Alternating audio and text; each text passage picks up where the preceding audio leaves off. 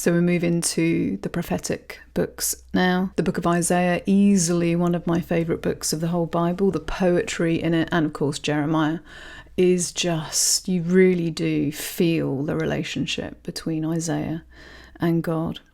And so we've got another simple prescription, basically, for what God wants us to do.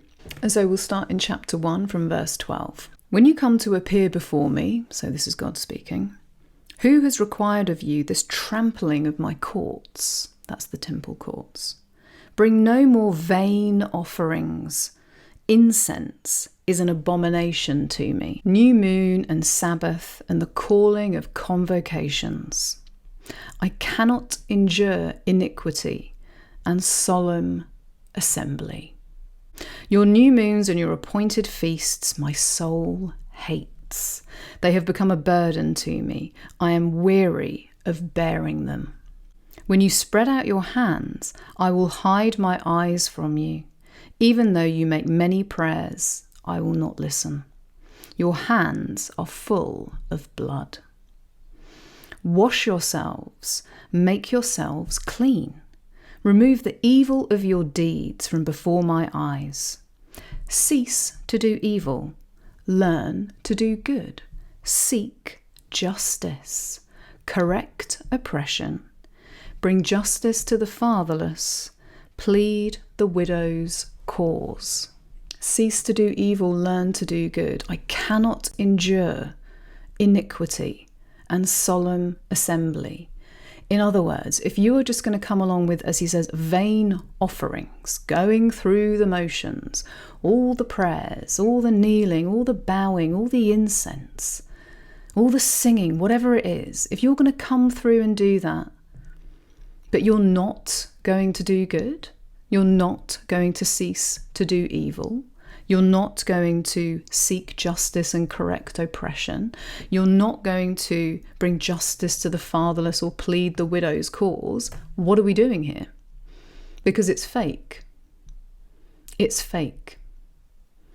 And so fake worship, no matter how complex and beautiful, is not what God is looking for.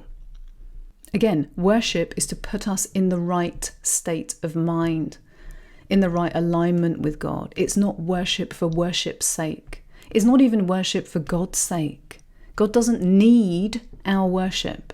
It's to put us in the right place. And so if we're just going through the motions or going through it by rote because we do it every Sunday or whenever we do it, and we feel very pleased with ourselves that we're doing all these great worship ceremonies, but we're not doing the rest of it. In other words, we're not living our lives well in the way that God wants us to live our lives, is meaningless. In fact, it's an abomination.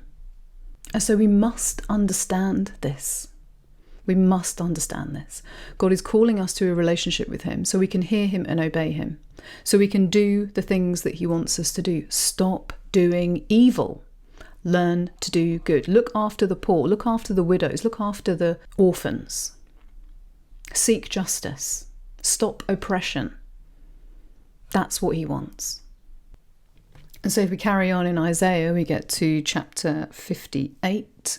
In my ESV version, the title is True and False Fasting. So we get to this idea of true and false worship, going through the motions, making a big show of everything. But in actual fact, that's not what God wants. And of course, God can see through that, okay? So this is interesting because when we're talking about fasting, which is something that people don't really do enough in general, never mind in Christianity, but even with denominations that do kind of fixed days for fasting, it's not really fasting.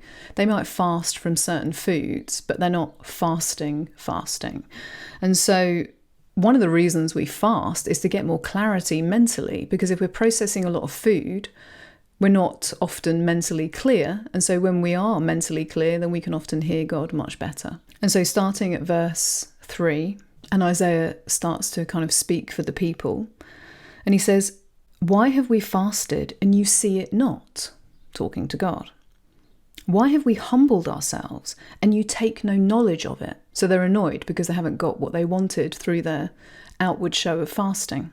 And then God replies through Isaiah, "Behold, in the day of your fast, you seek your own pleasure and oppress all your workers. Behold, you fast only to quarrel and to fight, and to hit with a wicked fist.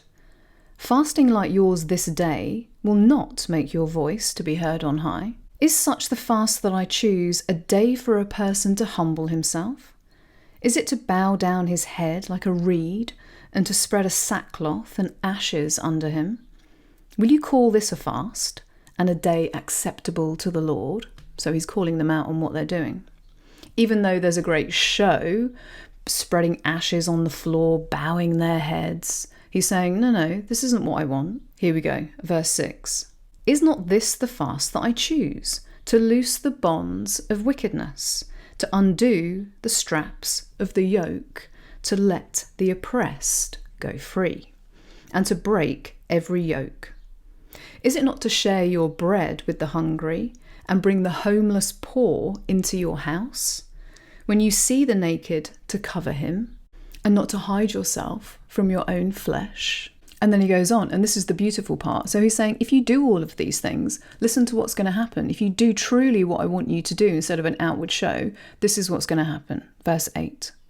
Then shall your light break forth like the dawn, and your healing shall spring up speedily. Your righteousness shall go before you. The glory of the Lord shall be your rear guard. Then you shall call, and the Lord will answer. You shall cry, and he will say, Here I am. If you take away the yoke from your midst, the pointing of the finger and speaking wickedness, if you pour yourself out for the hungry and satisfy the desire of the afflicted, then shall your light rise in the darkness, and your gloom be as noonday. And so you see, it's the same theme. He doesn't want outward shows. He wants you to do good things, and then you will be guided, and then you will be helped and provided for. It really is quite simple. And so I'm going to finish with verses from the New Testament, this time the letter of James. And so this is a brilliant letter. I love James's letter. And he says this in chapter 1, verse 26. If anyone thinks he is religious and does not bridle his tongue, but deceives his heart, this person's religion is worthless. Religion that is pure and undefiled before God the Father is this: to visit orphans and widows in their affliction, and to keep oneself unstained from the world. Again, a focus on how we're acting in the world. Are we looking after the people who need looking after? Are we keeping ourselves unstained from the world? What does that mean? That we're not following the world. We're not following our own desires for money and fame and likes on Facebook and silliness. We're trying to do good genuinely without having to put it on social media. We're genuinely trying to do good in the world. That is true religion, as James puts it. And of course, Jesus is the model of that. Jesus is the model of how we are supposed to be acting, our template, the image of God, where the full wholeness of deity dwells bodily. And what did he do? Feed the poor, heal the sick, deliver people from demonic oppression, and called out the religious Jewish elite of the time, the Pharisees, who had been heaping too many burdens on the people, and who Jesus called hypocrites for doing so. Woe to you, scribes and Pharisees, hypocrites! For you are like whitewashed tombs, which outwardly appear beautiful, but on the inside are full of dead people's bones and all uncleanness. Looking good on the outside, but on the inside, dead people's bones and all uncleanness.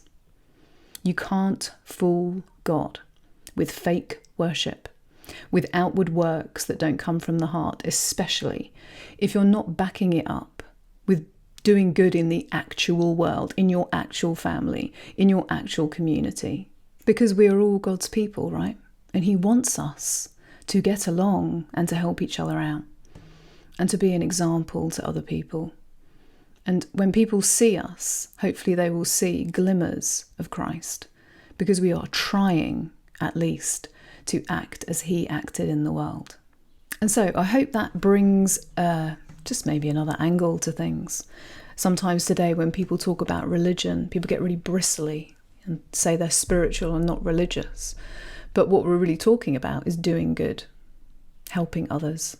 And by helping others, we will be brought closer to God. So thank you for listening. I will speak to you again soon.